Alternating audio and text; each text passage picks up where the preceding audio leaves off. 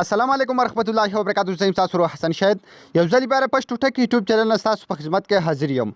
خو ګملګرو په نن ویډیو کې تاسو لپاره ما داسې یو د کمال اپلیکیشن راوړی دی.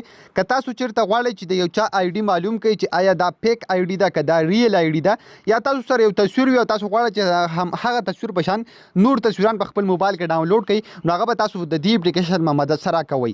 یعنی سمپل دا یو داسې اپلیکیشن دی چې سرچ بای ایمیجز، یعنی په دې کې چې تاسو کله تصویر ور اپلوډ کړئ نو دا به تاسو له د هغه تصویر په شان نور ډیر زیات تصویران راواخلي. نو که چېرته چا یو فیک آی ډي جوړه کړې وي او تاسو د هغه تصویر دلته سرچ کړئ نو تاسو ته به دلته پته ولګي چې آیا را تصویر د ګوګل نه راغستی دی، د هغه شان نور به هم تاسو له ډیر زیات تصویران مخې له راشي. نو دا به تاسو استعمالوئ څنګه، دا اپلیکیشن به تاسو ته چې میلاو شي دغه ټوله طریقه بالکل سټیپ بای سټیپ تاسو ته ښایم. ور دې نه مخکې تر اوسه پورې تاسو زموږ چینل پښتو ټک نه سبسکرایب کړئ، دا ضرور سبسکرایب کړئ او زموږ د فیسبوک پیج ځان سره هم لایک کړئ چې زموږ راتلونکي هر ویډیو به تاسو ته په ټایماني دررسي.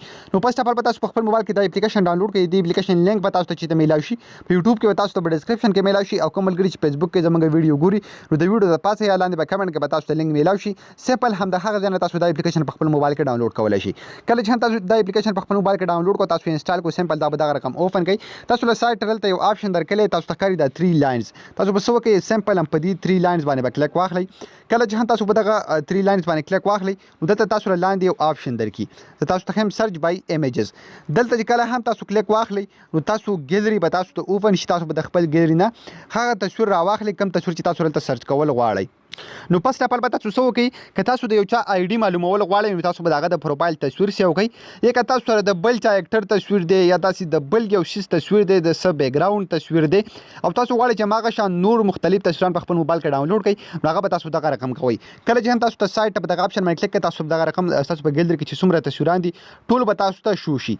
تاسو بیا په هغې کې هغه تصویر سلیکټ کړئ د کوم په باره کې چې تاسو معلومات حاصلول غواړئ. کله چې هم تاسو په هغې باندې کلیک واخلئ نو ناو پروسیسنګ لږ غونډه کې پروسیسنګ په هغې باندې وشي، نو بیا به څه وشي، ټول ریزلټ به تاسو ته شو شي چې آیا تصویر د ګوګل نه راغستی شوی، د هغه تصویر په شان چې نور څومره تصویران وي ټول به تاسو ته شو شي مخې ته. نو تاسو ته پته ولګي چې آیا تصویر د کوم ځای نه راغستلی شوی دی. مکمل معلومات په تاسو سره هم هغه تصویر په باره کې حاصل شي. تاسو ته ښکاري دلته ما یو تصویر باندې سرچنګ شروع کړو، زه تاسو ته ښایم. نو تاسو ته ښکاري ما یو تصویر سرچ کو نو هلته بره لیکل به هم راشي چې دا د څه په باره کې دي. تاسو ته ښکاري پیپل ان نیچر، نو دلته څومره تصویران چې کوم دي هغه به ټول به تاسو ته شو شي. کوم تصویر چې تاسو هم سرچ کړئ، یعنی که هلته څوک هم په دغه شان ځای کې ولاړ وي، دغه شان په شنو شنو ځایونو کې ولاړ وي او تاسو تصویر سرچ کړئ نو تاسو به د هغې سره ریلیټډ چې څومره تصویران دي هغه به تاسو له ټولو راواخلي.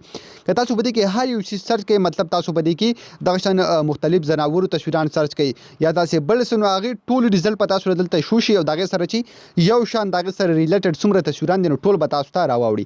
دا شان مختلف تصویران تاسو په دې کې سرچ کولی شئ. او که تاسو د یو چا د آی ډي تصویر په دې کې سرچ کړئ نو د هغه د آی ډي سره چې ریلیټډ څومره تصویران دي ټول به تاسو له راواوړي. تاسو سره د یو ځای ښکلی تصویر وي، تاسو غواړئ چې د هغې په باره کې زه نور دغه شان تصویران حاصل کړم نو سمپل هماغه تصویر تاسو په دې ځای کې سرچ کړئ، د هغې په شان به ټول تصویران تاسو ته شو شي.